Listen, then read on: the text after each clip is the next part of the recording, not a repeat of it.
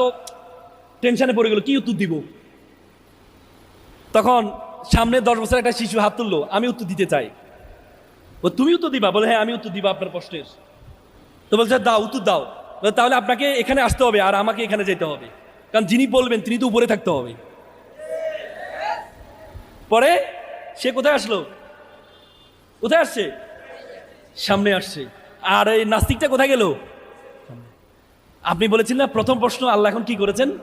আল্লাহ আপনার মতো নাস্তিককে নিচে বসাইছেন আর আমার মতো আল্লাহ বিশ্বাসীকে উপরে উঠিয়ে সম্মানিত করেছেন।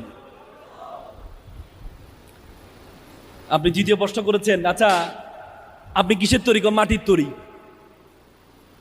আপনাকে ইট দিয়ে বাড়ি দিলে কি ব্যথা পাবেন নাকি ব্যথা পাবেন না? না অবশ্যই ব্যথা পাবো। ইট কিসের তৈরি? মাটির তৈরি। আপনি কিসের তৈরি? মাটির তৈরি।